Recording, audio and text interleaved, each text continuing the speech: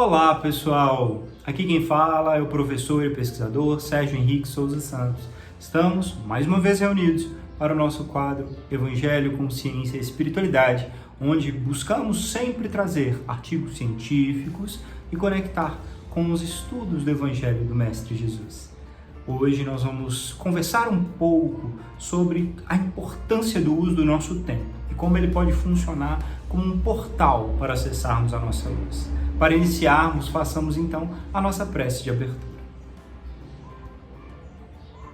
Deus Pai de amor, que a Tua luz se faça presente em nossos corações e que sejamos cada vez mais capazes de refletir a Tua luz ao nosso derredor, levando aonde formos e aqueles que nos rodeiam.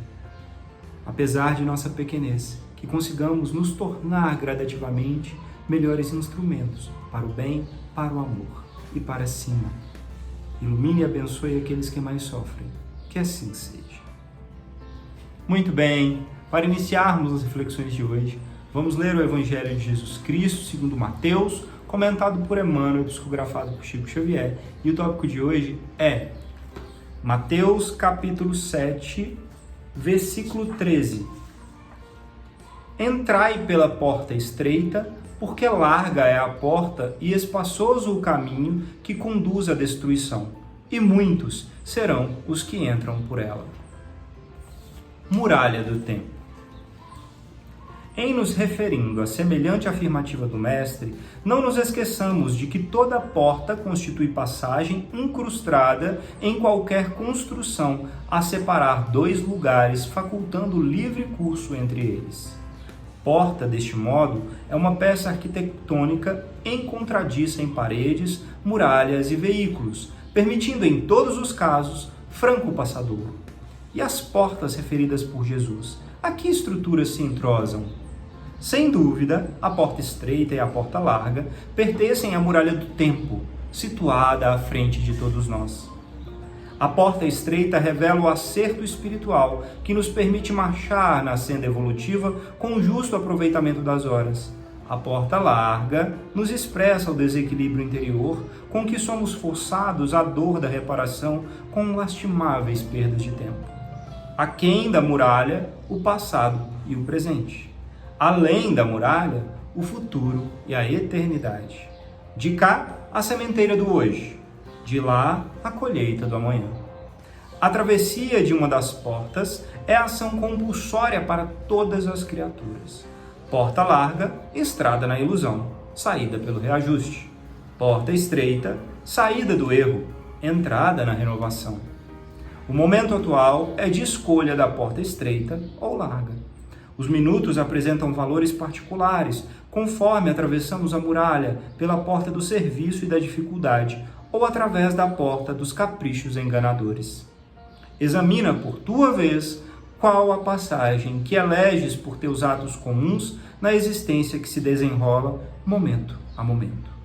Por milênios temos sido viajores do tempo, a ir e vir pela porta larga nos círculos de viciação que forjamos para nós mesmos, engodados na autoridade transitória e na posse amoedada, na beleza física e na egolatria aviltante.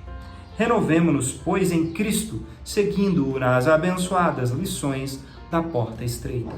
A bendizer os empecilhos da marcha, conservando a alegria e esperança na conversão do tempo em dádivas de felicidade maior.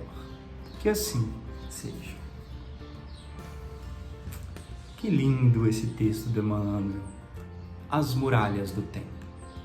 Como as portas, nessa metáfora brilhante, são exatamente as nossas escolhas de atravessarmos e seguirmos na vida, através do tempo bem utilizado ou do tempo de dor, de recuperação e de sofrimento.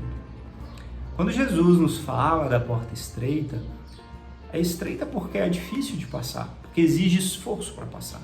É estreita porque exige o quê? Uma mudança interna íntima de repetir e tentar quantas vezes forem necessárias, fazer melhor a cada dia. Interessante, porque por mais que seja estreita a porta, ela existe. Ou seja, A passagem, ela está sempre ao nosso redor. Deus nunca fecha os caminhos para nós podermos evoluir. Por mais que tenhamos errado, por mais que tenhamos defeitos, nós sempre temos uma porta para tentarmos passar. E é claro, a porta larga, ela é aquela de continuar fazendo tudo, pensando só no aqui, no agora, na matéria, no ego, na vaidade e no orgulho, sem lembrar ou sem tomar consciência, se esforçar para se conscientizar de que somos muito mais. Somos espíritos eternos, filhos de Deus, e estamos aqui numa experiência temporária de aprendizagem para elevação. E aí, qual é o lado que a nossa consciência puxa mais? Porque uma certeza eu tenho, nós todos aqui ainda escolhemos as duas portas no nosso dia a dia. Muitas vezes a gente escolhe fazer o que é mais fácil, mesmo sabendo que não é o mais correto. E aí, escolhemos a porta larga. Isso pode e vai retornar para nós em algum momento, seja em dor ou seja em oportunidades de reparação. Já quando fazemos algum esforço para conversarmos melhor, atendermos alguém melhor, sermos pessoas melhores num sorriso, na família, no trabalho, nós estamos, mesmo sem vontade, mesmo sem termos aquela facilidade de fazer, estamos fazendo esforço, nós estamos escolhendo a porta estreita. E ao longo do dia, provavelmente fazemos muitas e muitas vezes essas escolhas. A grande questão é olhar para trás e ver qual é a nossa média. Como bem disse Emmanuel brilhantemente, se a gente está escolhendo a porta larga, nós vamos passar por dores e necessitar no futuro de reparação. Se estamos escolhendo mais a porta estreita, nós estamos passando por momentos às vezes difíceis, mas estamos escolhendo ali na frente a paz, a alegria e a evolução. Cabe a cada um de nós buscar escolher mais vezes constantemente essa porta estreita, porque o objetivo final da vida é só esse: evoluir, aprender a sermos melhores. E hoje, dentro desse contexto, trouxemos um novo livro lindo que se chama No Portal da Luz, ditado por Emmanuel e psicografado por Chico Xavier. E o primeiro texto de hoje se chama No Portal da Luz. Cada fruto aparece no tempo adequado. Aspiras à posse do conhecimento espírita evangélico? Iniciemos o aprendizado pela reforma íntima.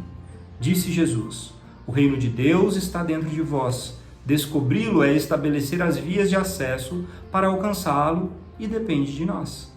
Será justo suplicar o socorro de Deus nas horas de aflições e construir a existência como se Deus não existisse? Ergamos a fé raciocinada, principiando pela base do dever cumprido, de modo a que não nos falte a paz de consciência. Em seguida, enxerguemos a nós mesmos. Se vens da província obscura da negação, procura discernir a verdade para perceberes a divina sabedoria que te rodeia em toda parte e começa a jornada no rumo da espiritualidade maior. Se procedes do distrito superado de outras crenças que não mais te satisfazem as exigências da alma, busca o entendimento de ti mesmo, de modo a prosseguires na ascensão à vida superior. Jamais aniquilar o tesouro das horas com discussões estéreis. Se te conheces com necessidades de mudança espiritual, atingiste uma nova faixa de madureza para a grande compreensão. Cada fruto aparece no tempo adequado. Contempla a vida em torno com a visão mais ampla de que dispões agora e ama cada ser e cada coisa no lugar em que se encontre. E conquanto lhe ofereças auxílio incessante, age sem a preocupação de alterá-los. Consagra-te acima de tudo à edificação do reino interno. Entretanto, se o anseio de perfeição te aquece com veemência, recorda que Deus nos esperou até hoje o impulso de melhoria e, cooperando com a providência divina para o bem de todos os nossos irmãos, é urgente reconhecer que nenhum de nós sabe ou pode amá-los mais do que Deus. Que assim seja. Olha que texto lindo que Emmanuel nos traz nesse livro.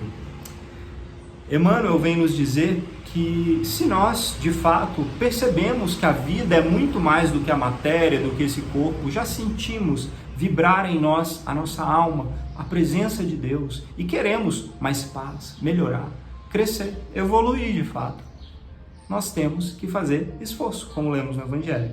Temos que buscar a porta estreita, mesmo com as dificuldades que fazem parte dela. E Emmanuel nos traz aqui que isso é um trabalho íntimo e pessoal e que tem o tempo de cada um. Que nós precisamos fazer a nossa parte, mas sem exigir que os frutos apareçam na hora que a gente quer. Que eles sejam colhidos de hoje para amanhã, porque eu comecei a minha renovação e a minha melhoria. E agora eu já sou uma pessoa diferente. Então, amanhã ou semana que vem, eu já quero estar em paz e harmonia perfeita com Deus. Não é assim que as coisas funcionam, nem seria justo se assim o fosse. Nós estamos há quantos e quantos anos, ou quantos e quantas vidas, cometendo erros repetidos e agora vimos que precisamos mudar. Vamos querer colher de um dia para o outro as melhorias e as respostas? Não é assim. A lei de Deus é perfeita e rege todo o universo. Cada coisa no seu tempo e no seu devido lugar. Continuemos trabalhando, fazendo a nossa parte, pedindo e orando por auxílio, que aí sim, fazendo bem, persistindo na porta estreita e no caminho de elevação, vamos colher os frutos. Querendo ou não, de uma forma ou de outra, o bem virá. E mais importante, não queiramos que o nosso tempo seja o tempo do outro. Tão difícil, né? Principalmente quando a gente está em família, com pessoas que a gente ama. A gente muitas vezes vê sofrimentos, vê dores, vê caminhos que para nós são claros, mas não é o tempo do outro. Não é o tempo daqueles que amamos ou nos rodeiam. E eles precisam passar pelas fases que os cabem no momento certo, para só então colherem os frutos. Que nós então continuemos trabalhando, tendo essa consciência de que devemos fazer o nosso esforço pela porta estreita, mas aqueles que nos rodeiam têm o seu tempo de fazer esse mesmo esforço e passar pela porta estreita, para que um dia encontremos a paz. E dentro desse contexto, trouxemos um artigo científico muito interessante, cujo título é o seguinte: Não desperdice o meu tempo. O uso de informações de tempo para a melhoria do foco. Esse artigo científico foi publicado no CHI Conference, que quer dizer Conferências do CHI, pelo primeiro autor Steve Whittaker e último autor Andrew Goldish. Bem, o que esse artigo científico simples, mas interessante, nos traz? Nós temos a percepção de que muitas vezes na nossa vida moderna nós perdemos tempo, principalmente com computador, internet, celular, e que não conseguimos produzir tudo que precisamos no trabalho, no nosso dia a dia. Então, se estamos trabalhando, temos tantas coisas para fazer, o tempo passa e nós não fizemos nem metade, nenhuma parte do que planejamos e do que sabemos que somos capazes de produzir. E aí, o que esse estudo fez? Ele desenvolveu um aplicativo simples de controle do tempo, que busca informar para aquela pessoa que tem interesse de melhorar a produtividade ao longo do tempo, como ela está gastando tempo na internet, nos computadores, no celular. Então, está ficando mais tempo com e-mails e com jogos ou diversão, aparece lá a porcentagem. 50% do seu tempo gasto no dia de hoje ou na manhã de hoje foram nesse tipo de sites, aplicativos e etc. E tanto tempo em aplicativos produtivos e do trabalho. Quando a gente começa a ter uma real noção do tempo que a gente gasta com cada coisa, ou seja, esse mapeamento é o primeiro passo para a gente começar a mudança. Assim como no Evangelho nós estudamos que o primeiro passo é reconhecer as nossas faltas e problemas para só então conseguirmos mudar, a mesma coisa. Então, para gastar melhor o nosso tempo, precisamos saber onde estamos perdendo o nosso tempo.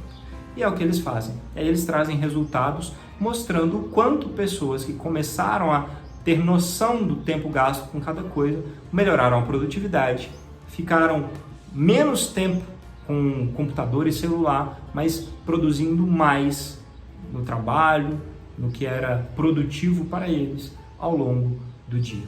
Então, que a gente possa ter essa autoanálise, né, de compreensão do gasto do nosso tempo. Lembrando que o esforço da porta estreita, ele é difícil, mas recompensador. Nos traz paz, alegria e, no fim, a felicidade. Possamos, então, fazer o nosso melhor. Vamos, então, à nossa prece de encerramento. Deus de amor, obrigado por mais uma vez podermos aprender com a inspiração de mais alto. Que os teus bons anjos e mentores sejam muito abençoados e agraciados por tanto amor, cuidado e amparo. Que aqueles que mais sofrem sejam socorridos e iluminados. E abençoe, Senhor, os nossos esforços e trabalhos, pois mesmo na nossa pequenez, queremos chegar a Ti. Que assim seja. Gratidão a vocês por mais uma vez estarmos aqui juntos. Namastê e até a próxima.